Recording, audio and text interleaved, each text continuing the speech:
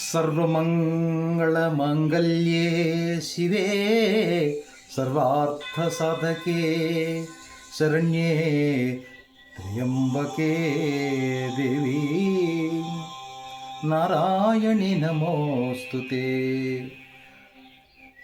దుర్గా నవరాత్రుల్లో భాగంగా ఈ రోజున 4వ రోజు కాత్యాయని దేవి అలంకరణతో మనం ఈ రోజున అమ్మవారిని పూజ చేస్తూ ఉంటాం.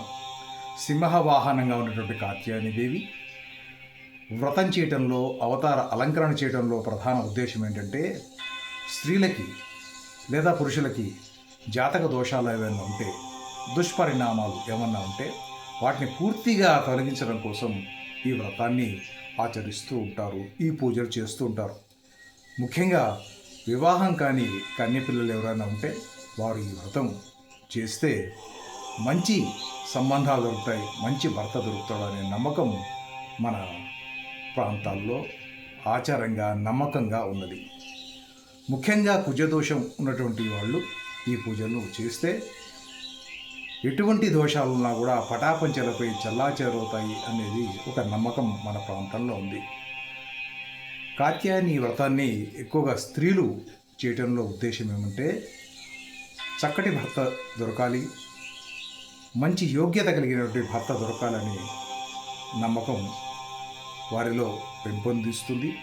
మంచి భర్త దొరికితే సంసారం కూడా మంచిగా ఉంటుంది, సంసార బంధం కూడా బాగుంటుంది, దంపతుల మధ్య అన్యోన్యత అధికంగా ఉంటుంది అని ఈ వ్రతాన్ని చేస్తారు. భాగవతంలో హేమంత ఋతువులో కాత్యాయని వ్రతం చేయటం వల్లనే గోపికలంతా కూడా శ్రీకృష్ణుణ్ణి భర్తగా పొందారు. ఈ 16,000 మంది యొక్క స్త్రీలు కూడా శ్రీకృష్ణుణ్ణి భర్తగా పొందడం కోసం ఈ కాత్యాయని వ్రతం అనేది ఎక్కువగా దోహదం చేసింది అంటారు. శ్రీ వైష్ణవ సాంప్రదాయంలో కూడా ధనుర్మాసంలో గోదాదేవి, ఆ అమ్మవారు శ్రీరంగనాథుణ్ణి తన భర్తగా పొందడం కోసం ఎంతో నిష్టగా 1 రోజుల పాటు ఈ కాత్యాయని దేవి వ్రతాన్ని ఆచరించింది అని పెద్దలు చెప్తుంటారు. అందువల్ల మనమంతా కూడా కుటుంబంలో ఐక్యత కావాలి, కుటుంబంలో పిల్లలు, భర్త, భార్య, మనవలు, మనవరాళ్ళు అందరూ కూడా సుఖంగా ఉండాలి, మంచి కుటుంబంగా మనం పేరు తెచ్చుకోవాలంటే ఈ అమ్మవారిని, కాత్యాయని అవతారంలో ఉన్న అమ్మవారిని మనం ప్రార్థన చేయాలనే నమ్మకం మన ప్రాంతాల్లో ఉంది.